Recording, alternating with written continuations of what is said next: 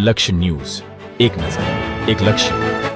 Surendranagar Deendayal hall ખાતે સફાઈ મિત્ર સુરક્ષા શિબિર 2 ઓક્ટોબર રાષ્ટ્રપિતા મહાત્મા ગાંધીજીની જન્મ જયંતિ અને સ્વચ્છતા હી સેવા 2025ની ઉજવણીના ભાગરૂપે સુરેન્દ્રનગર મહાનગરપાલિકા દ્વારા સફાઈ મિત્ર સુરક્ષા શિબિર મેડિકલ ચેકઅપ કેમ્પનું આયોજન કરવામાં આવ્યું હતું. તેમજ સફાઈ કામદારોને સન્માનિત કરવામાં આવ્યા હતા. સાથે વણિન્દ્રધામ પાટડી સ્વામિનારાયણ મંદિર તરફથી સ્નેહી ભોજન અને સ્વચ્છ ભારત મિશન 1.0 અંતર્ગત સ્વચ્છતાના ₹5.9 કરોડના વિકાસ કામોના ખાતમુહૂર્તનું કાર્યક્રમ નાયબ મુખ્ય દંડક અને વઢવાણના ધારાસભ્ય જગદીશભાઈ મકવાણાના અધ્યક્ષસ્થાને યોજાયો હતો. જેમાં સાંસદ ચંદુભાઈ સિંહોરા તેમજ જિલ્લા ભાજપ પ્રમુખ હિતેન્દ્રસિંહ તેમજ સુરેન્દ્રનગર મહાનગરપાલિકાના કમિશનર ડોક્ટર નવનાથ ગ્વાહણે ઉપસ્થિત રહ્યા હતા. કાર્યક્રમમાં શહેરને સ્વચ્છ રાખવામાં સફાઈ કામદારોની ભૂમિકા ખૂબ જ મહત્વની છે. તે માટે મહાનગરપાલિકા દ્વારા તમારા કામની કદર કરે છે.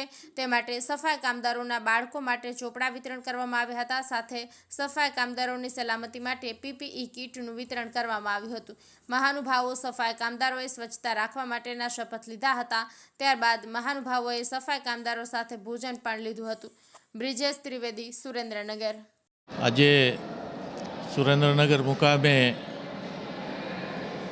સફાઈ મિત્ર સુરક્ષા શિબિરનું આયોજન મહાનગરપાલિકા દ્વારા કરવામાં આવ્યું. આ શિબિરમાં આ વિસ્તારના ધારાસભ્ય અને ગુજરાત સરકારના નાયબ મુખ્ય દંડક જગદીશભાઈ મકવાણા સાહેબ, પાર્ટી સંગઠનના પ્રમુખ હિતેન્દ્રસિંહ ઝાલા અને અન્ય મહાનુભાવોની હાજરીમાં કાર્યક્રમ યોજવામાં આવ્યો.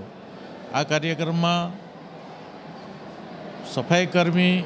સફાઈ મિત્રોએ ઘણી બધી હાજરી સાથે વ્યવસ્થિત રીતે સુરેન્દ્રનગરને આવનારા સમયની અંદર વધારે સુંદર બનાવવા માટે શપથ લીધા અને આવનારા સમયની અંદર આપણા સુરેન્દ્રનગરના કમિશનર શ્રી એમની પણ સારી મહેનતના કારણે સુરેન્દ્રનગર સ્વચ્છ સુંદર બને એની કાળજી રાખીને મહાનગરપાલિકાનું આયોજન કરવાનું છે. ત્યારે મને આનંદ થાય છે કે આ કાર્યક્રમ દ્વારા સુરેન્દ્રનગરને આવનારા સમયમાં વધારે સ્વચ્છ અને સુંદર બને એની સૌએ કાળજી રાખી